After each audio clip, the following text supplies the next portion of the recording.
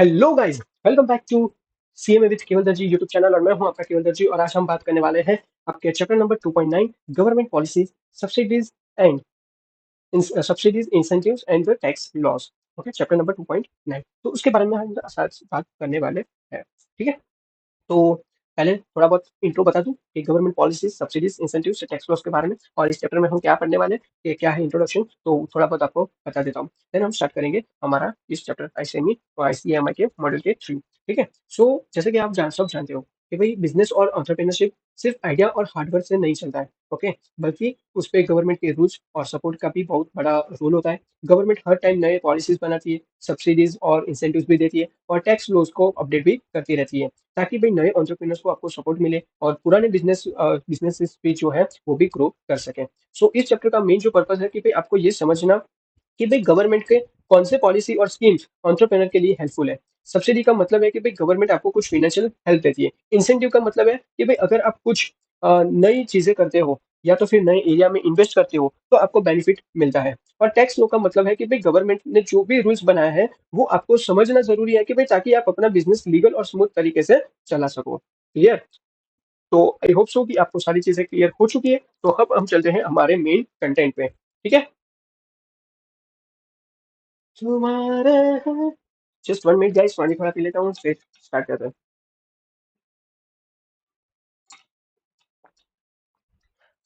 तुम्हारे हैं, तुम्हारे हैं। चलो guys, चलो, थोड़ा बहुत चलता है। बीच बीच में गाना वाना गा लो, गाना वाना सुन लो, सो जाओ, थोड़ा नैप ले लो।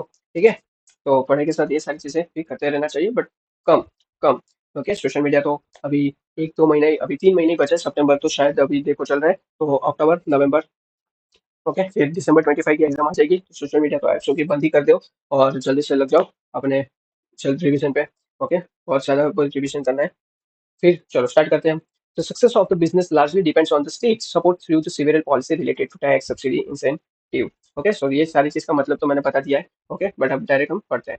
तो पहली चीज क्या बोला, तो success of business largely depend करता है on the state support through several policies related to tax, subsidy and incentive। यानी बोल रहा है कि भाई एक बिजनेस का जो भी सक्सेस है, ओके, वो बहुत हद तक डिपेंड करता है गवर्नमेंट की, जो भी उस गवर्नमेंट की जो है टैक्स, सब्सिडी और इंसेंटिव के थ्रू भी कितना सपोर्ट देती है उसके डिपेंड करता है। फिर बोल रहा है कि assertive rules and regulation state can create the comprehensive business environment for the business enterprise on the one hand, while the other hand the state can be the hinderer for the establishment and development of the enterprise। यानी बोल रहा है कि भाई अगर government के जो rules और रेगुलेशन सपोर्टिव है तो फिर एक अच्छा बिजनेस एनवायरनमेंट आप क्रिएट होता है। बट लेकिन उसका ऑपोजिट हो सकता है, लाइक अगर रूल्स टफ हो या तो फिर रिस्ट्रिक्शन हो जाए तो भाई वही रूल्स बिजनेस के ग्रोथ में रुकावट, लाइक बैरियर के रूप में वर्क कर सकता है। ठीक है, फिर in the entrepreneur economic, each state sorry not each state is the supposed to be protect every business venture with the legal support। यानी कि भाई एंटरप्रेन्योर इकोनॉमी में गवर्नमेंट का ये रिस्पॉन्सिबिलिटी है कि भाई हर बिजनेस को लीगल सपोर्ट दिया जाए ताकि वो सेफली ऑपरेट कर सके। ठीक है, the state its institution officials should stimulate business environment and the development support to the entrepreneur by legislation, improving institution measurement, rendering some economic policy, establish the required infrastructure। यानी बोल रहे हैं कि भाई स्टेट उसका इंस्टीट्यूशन और official का काम है एंटरप्रेन्योर्स को एक पॉजिटिव एनवायरनमेंट देना। ओके, और इसके लिए वो लॉज बनाते हैं, लाइक लेजिस्लेशन, इंस्टीट्यूशन को स्ट्रॉन्ग करते हैं, इकोनॉमिक पॉलिसी बनाते हैं और जरूरी इंफ्रास्ट्रक्चर भी प्रोवाइड करते हैं। लाइक सिंपल चीज में मैं बात करूँ तो अगर गवर्नमेंट सपोर्ट करे पॉलिसीज, सब्सिडीज, इंसेंटिव और इंफ्रास्ट्रक्चर के थ्रू तो बिजनेस इजीली आपका ग्रो हो सकता है। अगर सपोर्ट ना हो तो उनकी ग्रोथ रुक जाती है। ठीक है, सो सिंपल चीज मैंने यहाँ पे बता दिया है। फिर क्या बोल रहा है, फिर बोल रहे हैं यहाँ पे थोड़ा बहुत हिस्ट्री वगैरह दिया गया है। ओके, कि भाई startup India initiative was announced by the honourable prime minister of India 15 August 2015। The flagship in, ये याद रखना। ओके, शायद एमसीक्यू में पूछा जा सकता है किसने लॉन्च किया था वगैरह, कब हुआ था वो क्या चीज, तो स्टार्टअप इंडिया इनिशिएटिव किसने लिया था। Okay, the flagship initiative aims to build strong ecosystem of the nurturing innovation and the startups in the country that will drive the sustainable economic growth and generate the large scale employment opportunities। Further to this, the action plan Startup India was the unveiled by the Prime Minister of India 16th January 2016. An action plan was the comprises of the 19 action items spanning across the areas such as the simplification and the hand-holding, funding support on the initiative and Indian industry academia partnership and incubation। Okay, यानी क्या बोला है, तो वो देखते हैं। यानी history में बोला है कि भाई पहली चीज कि भाई जो भी स्टार्टअप इंडिया इनिशिएटिव को हमारे देश के प्रधानमंत्री जी नरेंद्र मोदी ने 15 अगस्त 2015 को अनाउंस किया था। इसका मेन पर्पस क्या था, तो भाई एक स्ट्रॉन्ग इकोसिस्टम क्रिएट करना कि भाई जो इनोवेशन और स्टार्टअप्स को क्या कर सके, नर्चर करें। ओके और इसे इनिशिएटिव का टारगेट था कि भाई इंडिया में सस्टेनेबल इकोनॉमिक ग्रोथ आए और लार्ज स्केल एम्प्लॉयमेंट अपॉर्चुनिटीज भी जनरेट हो। मतलब कि भाई नए आइडियाज को प्रमोट करना, नए बिजनेस को ग्रो करना और नए जॉब्स आपको क्रिएट करना है यहाँ पे इंडिया में। और इसके बाद एक action plan for startup India भी लॉन्च किया गया था। कब? 16 जनवरी 2016 को प्रधानमंत्री जी ने अनवेल किया था। ओके और ये action plan total 19 action items थे। उसमें कितने थे, तो ये सारी चीजें याद रखना है। पहली चीज, ऑनरेबल प्राइम मिनिस्टर ने स्टार्टअप इंडिया इनिशिएटिव अनाउंस किया था। कब? 15 अगस्त 2015 को। फिर उसका पर्पस क्या था, एम क्या था, तो बिल्ड स्ट्रॉन्ग इकोसिस्टम, आपको नर्चरिंग इनोवेशन एंड स्टार्टअप था।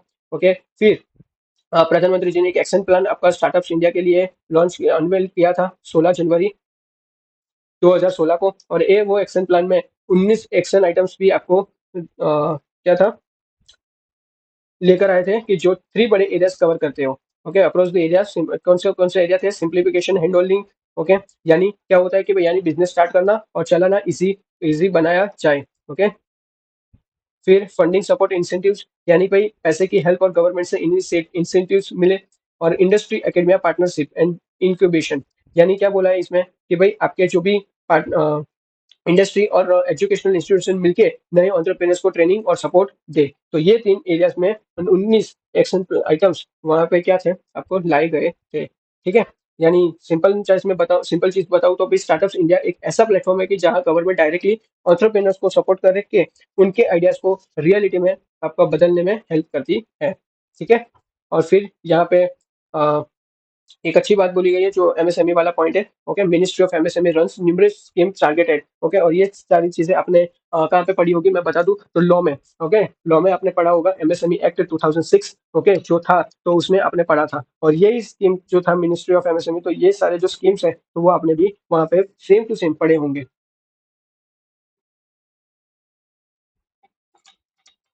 ओके और आई नो कि वहाँ पे भी आपने यही सारी चीजें आपने पढ़ी तो है। So Ministry of MSME runs numerous schemes targeted to providing the credit, financial assistance, skill development, infrastructure, marketing, technology, quality upgradation, other service of MSME across the across the country. Okay. So first थोड़ा बहुत मैं आपको बता देता हूँ कि क्या है। सो क्रेडिट एंड फाइनेंस असिस्टेंस, तो उसमें क्या होता है। सो पहले मैं आपको एमएसएमई के बारे में बता दूं कि एमएसएमई का फुल फॉर्म क्या होता है। तो एमएसएमई क्या होता है कि micro small and medium enterprise, और ये सेक्टर इंडिया के इकोनॉमी का बैकबोन है क्योंकि भाई ये एम्प्लॉयमेंट आपको क्रिएट करता है और नए बिजनेस को भी ग्रो होने के लिए चांस आपको देता है। और गवर्नमेंट ऑफ इंडिया के जो मिनिस्ट्री ऑफ एमएसएमई एंटरप्रेन्योर के लिए बहुत सारी स्कीम चलाते हैं। ओके जो अलग अलग तरीके से सपोर्ट भी करती है।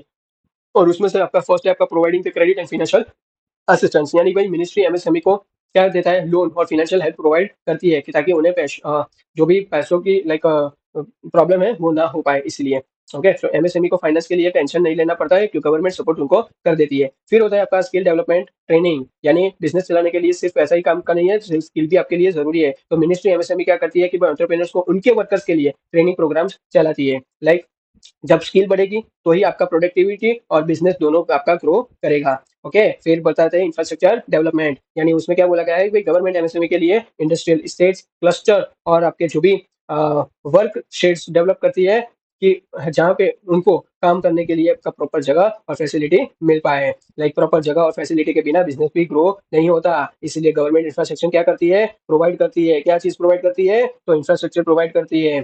फिर क्या बोला है, फिर बोला है मार्केटिंग असिस्टेंस। मार्केटिंग असिस्टेंट में क्या होता है, तो भाई एमएसएमई के लिए आपका प्रोडक्ट बनाने का एक स्टेप्स होता है, लेकिन उससे सेल करना और मार्केट में प्रमोट करना इक्वली इंपॉर्टेंट है। लाइक मिनिस्ट्री इसके लिए एक्सीबिशन, ट्रेड फेयर्स और ऑनलाइन प्लेटफॉर्म भी क्या करती है, प्रोवाइड करती है। सपोज करो कि भाई अगर प्रोडक्ट मार्केट तक नहीं पहुंचा तो कोई फायदा नहीं, इसलिए गवर्नमेंट एमएसएमई को मार्केटिंग में मदद भी करती है। फिर है टेक्नोलॉजी कल एंड क्वालिटी अपग्रेडेशन, यानी कि आज के टाइम में बिजनेस को सर्वे करने के लिए लेटेस्ट टेक्नोलॉजी और अच्छी क्वालिटी बहुत इंपॉर्टेंट है। मिनिस्ट्री एमएसएमई को modern machine, tools, testing lab भी प्रोवाइड कर देती है। यानी जो टेक्नोलॉजी अपग्रेड करेगा तो और क्वालिटी मेंटेन करेगा वही मार्केट में क्या होएगा, ठीक पाएगा। ठीक है, और लास्ट पॉइंट है आपका other service for the MSME across the country, यानी क्या बोल रहा है कि इसके अलावा मिनिस्ट्री को एमएसएमई को मिनिस्ट्री क्या करती है, एमएसएमई को और भी सर्विस देती है, जैसे कि कंसल्टेंसी हो गया, एंटरप्रेन्योरशिप डेवलपमेंट प्रोग्राम हो गए, एक्सपोर्ट प्रमोशन हो गया और एनवायरमेंट मैनेजमेंट भी प्रोवाइड करती है। ओके सो ये सब स्कीम्स दिखा दी है कि भाई मिनिस्ट्री ऑफ एमएसएमई एक छोटे से बिजनेस को हर तरफ से सपोर्ट करती है। पैसा, स्किल, जगह, मार्केटिंग, टेक्नोलॉजी और सर्विस। ठीक है। तो इसी वजह से एमएसएमई को राइटली कहा जाता है कि अ, ये इंडिया का एक इकोनॉमी की बैकबोन भी है। ठीक है। और यहाँ से जितनी भी आपकी स्कीम यहाँ पे दी गई है, this schemes are describe below. तो स्कीम ऑफ क्रेडिट फाइनेंस, तो उसमें कौन कौन सी स्कीम है? पीएमईजीपी। ओके। फिर है आपका सीजीटी एमएससी। ओके। फिर यहाँ पे स्किल डेवलपमेंट प्रोग्राम में कौन कौन सी स्कीम चल रही है? तो अस्पायर। ओके। फिर ईएसडीपी। फिर आपके सपोर्ट थ्रू क्लस्टर अप्रोच के लिए आपका स्फूर्ति। ओके। Fund and registration. फिर आपका एमएसएमई सीडीपी। ओके। फिर मार्केटिंग असिस्टेंस के लिए आपका एमपीडीए। फिर आपका है टेक्नोलॉजी अपग्रेडेशन के लिए तो अस्टवाइल सीएलसीएस टीयूएस। ओके। तो बस ये सारी चीजें आपको खुद पढ़ लेना है, ताकि हम आगे चलते हैं। ओके। ओके गाइस, चलो गाइस आगे बढ़ते हैं। आगे बात करते हैं national skill development mission launch by, ये भी इंपॉर्टेंट है फॉर एमसीक्यू। ओके।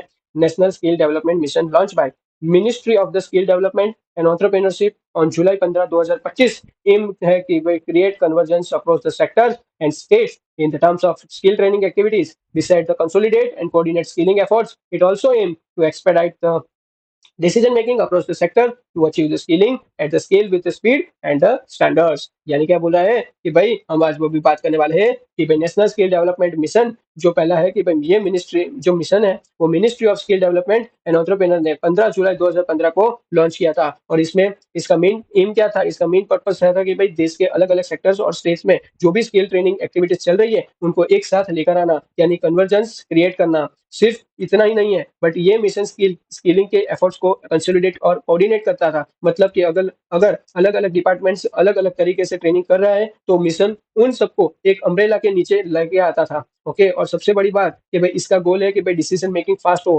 ताकि स्किल ट्रेनिंग आपका लार्ज स्केल पर फास्ट स्पीड से और प्रॉपर स्टैंडर्ड्स के साथ आपका अचीव किया जा सके। यानी इन शॉर्ट में बताऊं कि भाई नेशनल स्किल डेवलपमेंट मिशन का एक मकसद है कि भाई इंडिया के यूथ को एकदम सिस्टमेटिक और हाई क्वालिटी ट्रेनिंग मिले, कि जो तेजी से, स्पीड से और हर सेक्टर में आपको इक्वली पहुंच सके। ठीक है। अभी हम बात करने वाले हैं आपके मिशन ऑफ ऑब्जेक्टिव्स। तो ये बहुत मोस्ट आईएमपी है आपके एग्जामिनेशन पे, रिगार्डिंग आपको पूछ भी दिया जा सकता है। ओके। तो चलिए स्टार्ट करते हैं हम। और इसके मिशन ऑब्जेक्टिव्स में अंदर के पॉइंट्स मैं नहीं पढ़ने वाला, आपको खुद पढ़ना है। मैं डायरेक्ट आपको बताते चलूंगा कि इसमें क्या चीज बोली गई है। तो 1 मिनट में थोड़ा पानी पी के फिर से स्टार्ट करते हैं मिशन ऑब्जेक्टिव्स।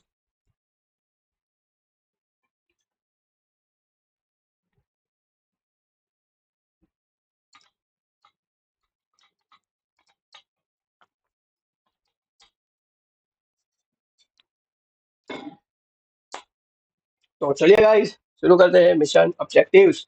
ओके। इसमें टोटल आपको करीबन 13 पॉइंट आपको दिए गए हैं। सो 13 पॉइंट्स हमको मिशन ऑब्जेक्टिव्स में पढ़ने हैं। ओके। और आपकी एग्जामिनेशन के लिए बहुत इंपॉर्टेंट भी है। ओके। बहुत मायने भी रखता है। ठीक है। तो अगले 5-6 मिनट या तो फिर 7 मिनट में आपका ये चैप्टर भी खत्म हो जाएगा। ठीक है। बस जस्ट 1 मिनट। आप मेरा थोड़ा लैपटॉप हैंग हुआ है तो कुछ दिखाई भी नहीं दे रहा आपको, शायद थोड़ा बहुत दिखाई दे रहा होगा स्लाइड वगैरह जो भी मेरा चल रहा है सीट, बट मेरा में थोड़ा प्रॉब्लम आया है। तो जस्ट 1 मिनट रुक के हम थोड़ा स्टार्ट करते हैं। ठीक है। तब तक मुझे बताओ कि आपको क्या चीज़ में थोड़ा प्रॉब्लम आ रहा है। ओके। लाइक पढ़ने में कोई प्रॉब्लम आ रहा हो तो आप मुझे कमेंट सेक्शन में बताओ कि भाई मुझे कैसे करना चाहिए, क्या करना चाहिए। और उससे पहले भी मैं वीडियो एक लाने वाला हूँ कि अक्टूबर नवंबर में आपको क्या प्रिपरेशन करना रहेगा दिसंबर 25 एग्जाम क्रैक करने के लिए। ठीक है। फॉर द सिंगल ग्रुप और बोथ ग्रुप दोनों के लिए हम बात करने वाले हैं। ठीक है। तो अभी चलो स्टार्ट हो चुका है। तो यहाँ पे देखो ये एम तक है, मुझे हमको पढ़ना है। ओके। उसके बाद सारी चीजें इजी है। ओके। तो ये सारी चीजें तो देख लेंगे। ओके। सो मिशन ऑब्जेक्टिव आपको यहाँ पे हमको पढ़ना है। ठीक है। तो फर्स्ट आपका मिशन ऑब्जेक्टिव क्या है कि भाई मैं डायरेक्ट बताऊंगा, आप अंदर का खुद सारी चीजें पढ़ लेना। सो पहले जो है आपका मिशन ऑब्जेक्टिव, तो उसमें क्या बोल रहा है कि भाई इसमें जो बोल रहा है तो उसमें बोल रहा है कि भाई आपका जो स्किलिंग सिर्फ आपका जो है शॉर्ट कोर्स नहीं होना चाहिए। लाइक ऐसा पूरा सिस्टम चाहिए कि भाई जो स्कूल से लेकर जॉब तक का रास्ता आपको बना दे। लाइक स्कूल करिकुलम में बेसिक स्किल जैसे कि digital skill, communication, basic vocational काम, ओके, सो इंक्लूड करना। फिर शॉर्ट टर्म कोर्स में क्या होता है कि भाई जल्दी काम में काम मिल सके और लॉन्ग टर्म कोर्स में क्या होता है कि करियर बन सके। सो ट्रेनिंग के बाद लोगों को ऐसा जॉब मिलना चाहिए कि जो सस्टेनेबल भी हो और आगे करियर ग्रो भी कर सके। ठीक है, लाइक सिंपल चीज बताऊं तो स्किलिंग का पूरा सफर स्कूल से जॉब तक होना चाहिए। लाइक सिर्फ एक कोर्स लेना काफी उसके लिए काफी नहीं होना चाहिए। ठीक है, फिर सेकंड पॉइंट आपका बोल रहा है कि भाई जो भी ट्रेनिंग ट्रेनिंग आपका तभी काम की होती है कि भाई जब जो पढ़ाया जा रहा है वही इंडस्ट्री को चाहिए। इसलिए कोर्स डिजाइन इंडस्ट्री के डिमांड का एक हिसाब से होना चाहिए ताकि भाई ट्रेनिंग को जो भी जॉब मिले और कंपनी को प्रोडक्टिव वर्क मिले। ओके, आउटकम फोकस ट्रेनिंग में क्लियर टारगेट भी होगा, क्या स्किल सिखाना है और उससे कौन सी जॉब मिलेगी। ओके, तो ये भी एक फिक्स होना चाहिए। यानी सिंपल में बात करिए तो भाई ट्रेनिंग वही कि भाई जो इंडस्ट्री मांग रही हो तभी जॉब और प्रोडक्टिविटी आपको दोनों बनेगा। फिर थर्ड पॉइंट यहाँ पे बोल रहा है कि भाई हर ट्रेनिंग प्रोवाइडर या तो फिर कोर्स का एक स्टैंडर्ड होना चाहिए, लाइक नेशनल भी और इंटरनेशनल का स्टैंडर्ड्स के मिलता जुलता। लाइक इससे एम्प्लॉयर को आपको पता चलेगा कि भाई सर्टिफिकेट का वैल्यू क्या है। क्वालिटी अश्योरेंस से ट्रेनिंग कंसिस्टेंस और क्रेडिबिलिटी तो होती है, बट चाहे वो सेंट्रल मिनिस्टर हो या स्टेट गवर्नमेंट हो या प्राइवेट इंस्टीट्यूट हो। ओके, सो ट्रेनिंग का स्टैंडर्ड आपका फिक्स होना चाहिए, तभी उसकी आपकी वैल्यू रहती है। फिर फोर्थ बोलता है कि भाई आप कई सेक्टर्स जैसे कि भाई construction, domestic work, small vendors etcetera, so उन ऑर्गेनाइजेशन अनऑर्गेनाइजेशन है और वहाँ आपका ट्रेनिंग के मौका कम होते हैं। लाइक मिशन का एम है कि भाई सेक्टर्स में आपको ट्रेनिंग देना और उनको फॉर्मल सेक्टर की तरफ से आपको ले जाना। ओके, जिसे वर्कर्स के पास आपको अच्छी सैलरीज और जॉब सिक्योरिटी भी आप आए। और रिस्केलिंग का मतलब है कि भाई पुराना काम से नए काम के लिए आपको तैयार करना। यानी कि भाई जो लोग इनफॉर्मल सेक्टर में हैं उनको भी ट्रेनिंग देके फॉर्मल, सेफ और बेटर जॉब्स तक पहुंचाना, यही मिशन का ऑब्जेक्टिव भी है। ठीक है, फिर यहाँ पे सिक्स पॉइंट आपको बोला गया है, सॉरी फिफ्थ पॉइंट, कि भाई लॉन्ग टर्म जो कोर्स है like diploma, advance certification, okay, तो लॉन्ग टर्म कोर्सेज भी वर्ल्ड क्लास होने चाहिए जिससे लोग इंटरनेशनल स्टैंडर्ड्स के हिसाब से काम कर सके। ऐसे ऑप्शन से वर्कफोर्स आपके टेक्निकल स्ट्रांग बनेगी और इंडस्ट्री को भी एडवांस स्किल मिलेगा। यानी बड़े क्वालिटी कोर्स चाहिए जो भी ग्लोबल लेवल पे भी आपके कॉम्पिटिटिव वर्कफोर्स बनाए। ओके, और हमारी फील्ड में भी ऐसे ग्लोबल कोर्स है like CFA, FRM, CPA, okay, CME USA, सीमा, ACCA, तो ये सारे हमारे फॉरेन कोर्स भी है, हमारे फील्ड के रिगार्डिंग फॉरेन कोर्स भी है जो ग्लोबली हमको डेवलप करता है।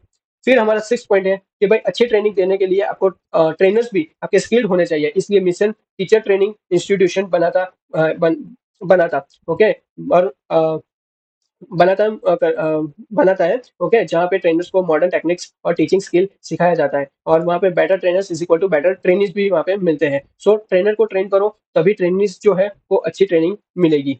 फिर आपका सेवन पॉइंट है कि भाई नए सेंटर्स खोलने की बजाय एग्जिस्टिंग रिसोर्स को यूज कर लो, जैसे polytechnics lab, ITI centres, college का लैब्स, इंडस्ट्री वर्कशॉप, ताकि भाई जल्दी और सस्ते स्केल आपको हो सके और इंडस्ट्री के जो प्लांट्स में प्रैक्टिकल ट्रेनिंग से रियल वर्ल्ड एक्सपोजर आपको मिल सके। सो यहाँ पे इजीली बताऊँ तो भाई जो रिसोर्सेज ऑलरेडी है उनको यूज करके ज्यादा लोगों को स्किल दिया जा सकता है। फिर आठवां पॉइंट आपका बोल रहे हैं कि भाई कुछ प्रोग्राम्स स्पेसिफिकली डिजाइन किए जाते हैं कि भाई ताकि ट्रेनर्स को ग्लोबली जॉब मार्केट के लिए तैयार किया जा सके, बट सर्टिफिकेट और ट्रेनिंग इंटरनेशनल डिमांड के हिसाब से होना चाहिए। इससे जो लोग ओवरसीज का प्लान करते हैं, लाइक बाहर जाने का प्लान करते हैं, उनको बेटर चांस आपको मिल सकता है। फिर नाइन्थ पॉइंट आपका है, नौवां पॉइंट है कि भाई ये इंश्योर करता है कि भाई वोकेशनल सर्टिफिकेट को फॉर्मल एजुकेशन में क्रेडिट मिल सके। मतलब कि जो भाई आपने प्रैक्टिकल कोर्स किया उसका क्रेडिट डिग्री डिप्लोमा में आपका काउंट हो सके। सो इससे स्टूडेंट्स को फ्लेक्सिबिलिटी मिलती है, पहले प्रैक्टिकल स्किल ले फिर फॉर्मल डिग्री कंप्लीट कर सकते हैं। ओके, सो इससे क्या होता है कि वोकेशनल और फॉर्मल एजुकेशन को जोड़ देना ताकि लर्निंग का आपका कंटिन्यूस रास्ते में मिले। फिर टेंथ पॉइंट आपका बोल रहा है कि भाई अलग अलग आपके जो मिनिस्ट्रीज और स्टेट्स अलग अलग प्रोग्राम चलाते हैं, अगर सब कोऑर्डिनेट करें तो भी एक डुप्लीकेशन काम होगा। ओके, और रिसोर्स का बेस्ड यूज भी होगा। सो कॉमन प्लानिंग और शेयर्ड डेटा से आपके प्रोग्राम्स ज्यादा इफेक्टिव बन जाएंगे। तो इससे क्या होगा कि भाई सरकार के सब विंग्स मिलकर काम करें तो तभी इम्पैक्ट आपका बड़ा दिखेगा और मिलेगा। फिर 11 पॉइंट आपका बोल रहा है कि भाई आपके जो पुअर लोग हैं, ओके, गरीब हैं, remote area, SC ST, women, differently, okay, so ये सारे लोग जैसे ग्रुप्स को स्पेशल प्रोग्राम चाहिए। Okay, mobile training vans, scholarship, special batches, placement support, ताकि मैं उनको भी इक्वल अपॉर्चुनिटी मिल सके। और आउटरीच से उन तक प्रोग्राम पहुंचाए भी जाते हैं, यानी कि भाई जिन तक ट्रेनिंग नेचुरली नहीं पहुंचती, सो वहाँ स्पेशल एफर्ट्स भी आपको लगाने चाहिए। फिर ट्वेल्थ पॉइंट क्या बोल रहा है कि भाई ट्वेल्थ पॉइंट बोल रहा है कि भाई यूथ को बताना जरूरी है कि भाई स्किल लेना इज्जत वाली चीज है। लाइक सिर्फ कॉलेज डिग्री ही सक्सेस नहीं होता है। Awareness campaign, role models, success stories दिखाने से आपकी स्किल की जो स्किलिंग है वो एक्सपोनेंशियल नहीं बनती है। ओके, सो स्किल सिखाने का अभी एक प्रेस्टिजियस और फ्यूचर रेडी ऑप्शन भी होता है। इससे यूथ को इंस्पायर भी करते हैं। और लास्ट पॉइंट है आपका जो 13वां पॉइंट है, तो उसमें बोला है कि भाई एल एम आई एस यानी labour market information system. Okay, labour market information system. तो एलएमआईएस एक सेंट्रल एक पोर्टल जैसा होता है कि भाई जहां जॉब डिमांड, कंपनीज की रिक्वायरमेंट और सप्लाई सप्लाई यानी कि भाई ट्रेंड वर्कफोर्स प्रोफाइल्स का डेटा होता है। सो सिटीजन यहाँ पे ट्रेनिंग ऑप्शन और जॉब ओपनिंग्स देख सकते हैं। सो सरकार इससे प्रोग्राम्स का परफॉर्मेंस मॉनिटर कर सकती है और कौन कितना ट्रेंड है, प्लेसमेंट कितना हुआ है, कौन सा स्किल्स डिमांड में है। ओके, सो इससे प्लानिंग और पॉलिसी बेटर हो सकती है। और सिंपल चीज बताऊं तो एलएमआईएस से सही डेटा मिलता है और सही डेटा से सही डिसीजन भी लिया जा सकता है। ओके, सो यहाँ पे आपके 13 पॉइंट्स हैं जो कि मिशन ऑब्जेक्टिव्स के आपका सारी चीजें कवर होती है। ओके, और यहाँ पे वुमेन एंटरप्रेन्योरशिप प्लेटफॉर्म के बारे में जो बताया गया है वो ऑब्वियसली खुद से ही रीड करना है। फिर यहाँ पे थोड़ा चीज बताया गया है कि भाई income tax exemption provision for Indian startups. Okay, कि भाई इंडियन स्टार्टअप्स को इनकम टैक्स में कौन कौन से एग्जेम्पशन प्रोविजन आपको मिल रहे हैं। ठीक है, तो यहाँ पे बोला गया कि भाई inter minister board setup by the departmental, ये रहा जो मैं अभी बोल रहा था ना डीआईपीपी वाला, तो ये रहा। तो इसका क्या है, departmental of industry policy and promotion validates startups for the granting tax related benefit आपको दिए गए हैं स्टार्टअप्स के लिए। Board shall be validate startups for the income tax exemption on the profits under section 8980 IAC of the income tax act. Okay, so पहली चीज कि भाई 80 सेक्शन 80 जो इनकम टैक्स में है तो वो किसके लिए होता है, तो पहले आपको वो मुझे कमेंट सेक्शन में बता देना। आई होप कि आप सबको पता होगा। ओके, सो मुझे पता है कि भाई आप सबको पता है कि भाई जो 80 है वो डिडक्शन के लिए यूज होता है। ओके, किसके लिए यूज होता है, तो डिडक्शन के लिए यूज होता है। और जो भी एलिजिबल स्टार्टअप्स है, ओके, वो इसमें बेनिफिट किसको मिलता है, तो भाई जो भी कंपनी इनकॉर्पोरेट हुई है ऑन और आफ्टर 1 अप्रैल 2016 बट बिफोर 1 अप्रैल 2021, तो ये सब पीरियड में जो भी कंपनी इनकॉर्पोरेट हुई है तो उसको ही ये जो सेक्शन है उसमें आपको बेनिफिट मिलने वाला है। ओके, और दूसरी चीज कि भाई यहाँ पे लिखा नहीं गया है। ओके, बट मैं बता देता हूँ तो इसमें क्या चीज था, तो इसमें 80 आईएससी जो है वो इस पीरियड के लिए ही सिर्फ बनाया गया है कि इसमें कोई भी जो कंपनी हो, प्राइवेट लिमिटेड या तो फिर लिमिटेड लाइबिलिटी जो भी स्टार्टअप है, तो इसमें ये इनकॉर्पोरेशन करती है तो इनकॉर्पोरेशन का पीरियड इतना ही रहना चाहिए। और इसमें एक दो पॉइंट और है तो वो मैं आपको डायरेक्ट बता देता हूँ। तो इसमें मेन चीज है कि भाई इसमें जो भी कंपनी करती है तो उनका जो टर्नओवर है, ओके, यहाँ पे लिख देता हूँ। इनका पहली चीज टर्नओवर जो होना चाहिए वो should not exceed ₹100 crore in previous year. Okay, if आपका 100 करोड़ से ज्यादा टर्नओवर चला जाता है तो फिर आप इस सेक्शन में आप बेनिफिट क्लेम नहीं कर पाओगे। ओके, और यहाँ पे आपको जो टैक्स बेनिफिट मिलता है, ओके, तो उसमें क्या बेनिफिट आपको मिलेंगे सेक्शन नंबर ITIAC में। तो उसमें आपको पहली चीज कि भाई 100% आपको टैक्स एग्जेम्पशन मिलेगा कि भाई आपको कोई भी आपको टैक्स भरना नहीं है। एग्जेम्पशन, ओके, आपको 100% टैक्स एग्जेम्पशन मिलेगा। Okay, against against profit against the profit of 3 consecutive years। Okay, फिर दूसरी चीज बोला है कि भाई 3 years must be chosen within the range of 10 years from the date of incorporation.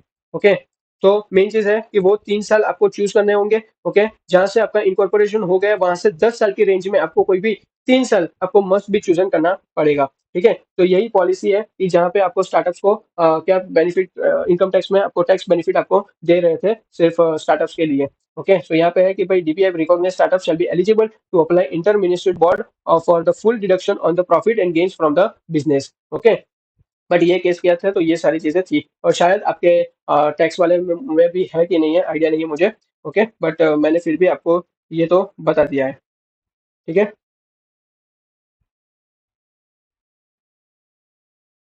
और तो कुछ इसमें है नहीं। ओके, जस्ट 1 मिनट, मैं थोड़ा देख लेता हूँ कि कुछ मुझे और इसमें बताना हो तो फिर मैं इसमें बता दूँ। अदरवाइज फिर यहाँ पे हम लेक्चर को एंड करेंगे।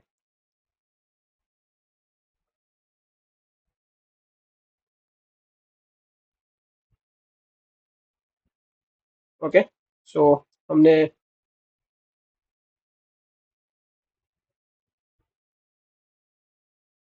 हाँ यस, और मेन चीज है कि भाई यहाँ पे जो एलएलपी है तो एलएलपी के लिए जो टाइम पीरियड है, तो एलएलपी के लिए जो टाइम पीरियड है वो क्या है कि इनकॉर्पोरेट जो एलएलपी होगी।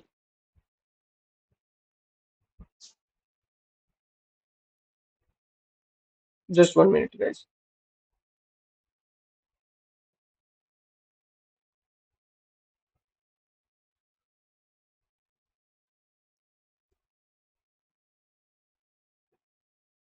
ओके, सो यहाँ पे जो लिखा है कि बट बिफोर द 1 अप्रैल 2021, तो वो भी चेंज होके आपका एलएलपी एंड कंपनी जो है प्राइवेट लिमिटेड कंपनी। ओके, सो उसके लिए अभी कितना हो चुका है कि भाई 31 मार्च 2030 यहाँ पे डेट आपकी इंक्रीज कर दी गई है। ओके, सो जिन लोगों ने भी इनकॉर्पोरेट जो भी कंपनी या तो फिर एलएलपी है वो ऑनर आफ्टर 1 अप्रैल 2016 से और बिफोर आपको 31 मार्च 2030 तक ये पॉलिसी, अब ये स्कीम चलने वाली है टैक्स बेनिफिट के लिए। ओके, सो ये एक चेंजेस है, तो ये देख लेना।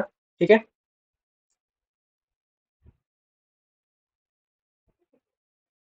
बाकी तो जो सारी चीजें हैं वो तो परफेक्ट ही है। ठीक है, तो चलो यहाँ पे लेक्चर को हम एंड करते हैं। ओके, और मिलते हैं हम नेक्स्ट लेक्चर में। तब तक के लिए tata bye bye and thank you so much. ठीक है, और इसके बारे में ETIAC के बारे में थोड़ा रिसर्च करके मुझे भी बता देना। ठीक है, कमेंट सेक्शन में मुझे भी बता देना। तो चलो मिलते हैं गाइस नेक्स्ट लेक्चर में, तब तक के लिए टाटा बाय बाय, और ये सारे टॉपिक्स को रिवाइज करते रहना। चलो guys, bye bye, thank you.